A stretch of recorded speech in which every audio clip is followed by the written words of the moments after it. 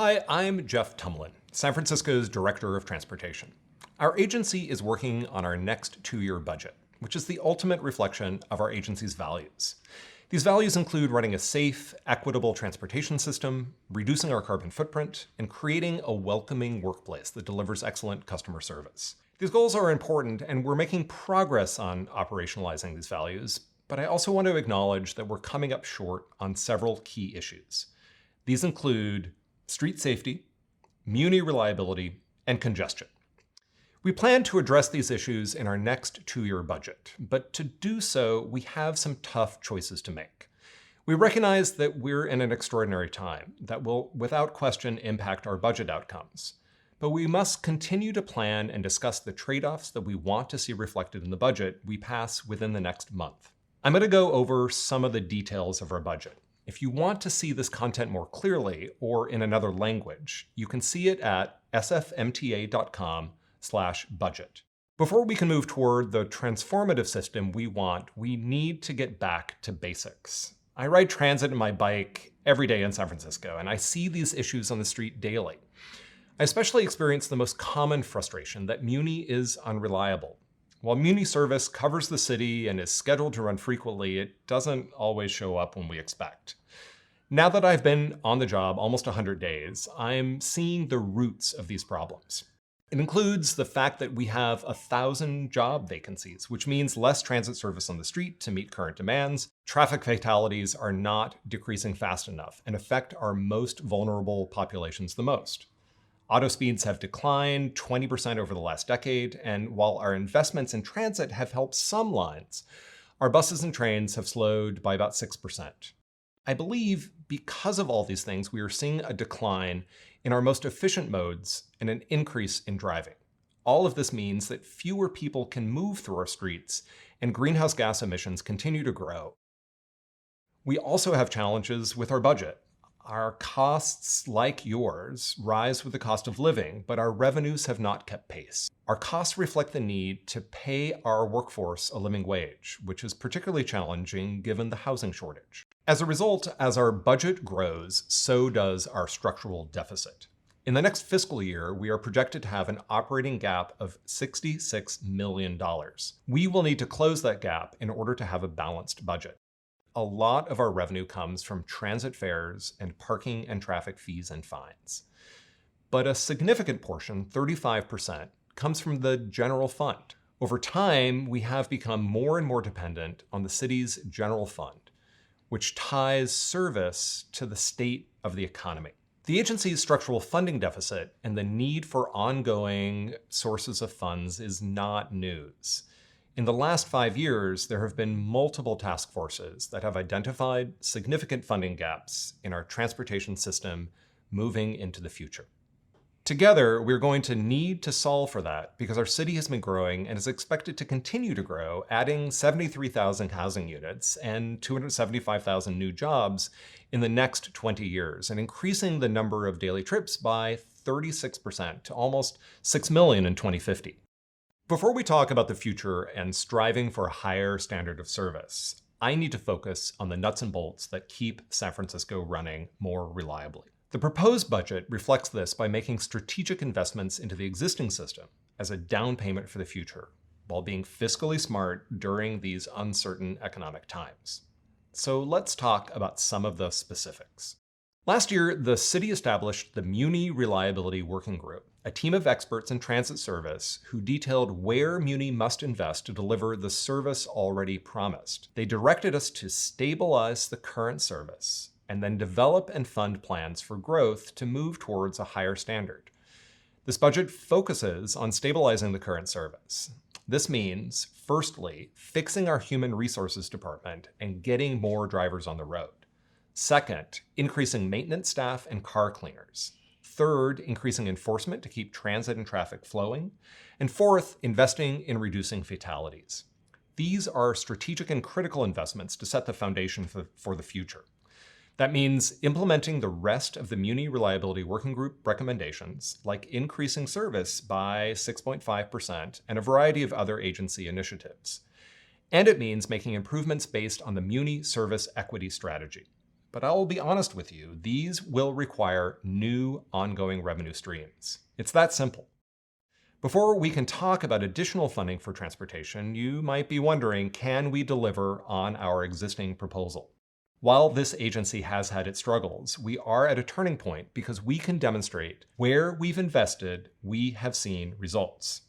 Where we've made targeted investments in transit, we've seen ridership grow by as much as 60%. Where we've made safety improvements, we've had fewer crashes and in some cases reduced injuries to zero. Our plan is to continue delivering the kind of projects that have shown results that are reflected in our capital plan.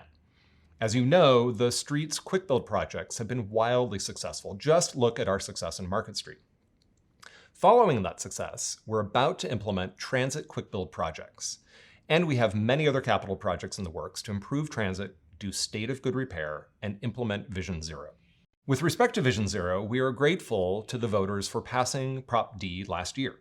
We're using this new tax on ride-hail like Uber and Lyft to fund Vision Zero quick build projects and signal hardware upgrades like new and more visible traffic lights. In this current budget, we're proposing one-time funds for Vision Zero education, which is important in order to capitalize on our Vision Zero construction projects. But to make a meaningful long-term change, we'll need sustained revenue for non-capital Vision Zero work. Now let's talk about fares, because we know this is so important to so many of you. We have a current policy called indexing, where fares go up in small amounts indexed to inflation and to the cost of living every year in order to avoid huge sporadic increases. As a regular part of the budgeting process, we would have simply indexed all of our fares up at the same percentage.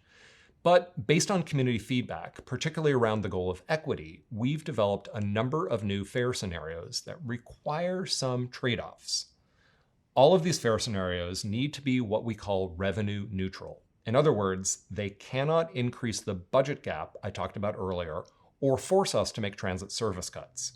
So that's where the trade-offs come in. I know this slide is complicated, so let me walk you through it. The gray box are today's fares.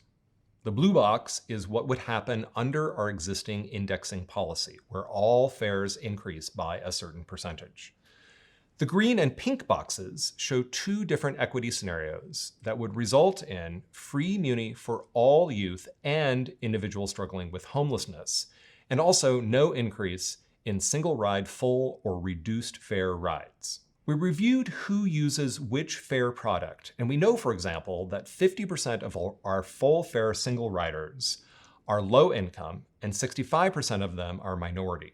37% of our single riders are low income and 66% of them are minority. But to fund these equity options requires trade-offs. In the green box, we're paying for equity through an increase in monthly passes at a rate higher than indexing, but which matches other urban transit agencies. In the pink box, we're paying for equity through eliminating most of the discount to Clipper users. People who use Clipper would pay almost the same fare as those paying in cash. Our customers' feedback about equity also included a call for free muni not just for youth, but for all transit riders. While the desire for that is understandable, it will actually make our system less equitable. This sounds counterintuitive, so let me unpack it. Transit fares constitute about 20% of our budget. If we do not collect fares at all, we will need to eliminate 20% of our service. With less service on our streets and more crowding, people that can afford it might switch to other modes like driving or taking Uber or Lyft. But individuals who rely on Muni and don't have access to alternatives will be stuck with transit that is much worse. Let's also talk about fines. Fine adjustments are guided by our safety values. Behavior that is unsafe should carry a higher penalty than mere nuisances. While most fines were generally indexed by our automatic indexing policy, certain safety-related violations were increased to the maximum amount allowed by state law. Parking in a bike lane is going up by 14%. Riding a scooter on a sidewalk is going up by 39%. In addition to adjusting fines, we're also responding to widespread requests for more and better enforcement by increasing the number of parking control officers. Parking control officers can help manage congestion and improve transit reliability by working at congested intersections and making sure cars aren't blocking the box and thereby blocking transit vehicles. Let's also talk about parking demand. Parking pricing is used to ensure parking availability and manage demand, not to maximize revenue. But any revenue collected from parking goes back into the transportation system specifically to fund transit. Our policies state that if there is high demand during a certain time period, we should raise prices to ensure 1 or 2 spaces are available when you want to go to your favorite restaurant or store. When demand is low, we lower parking meter prices. We've recently looked at our parking policies and realized that they were a little outdated when it comes to evening metering and Sunday metering.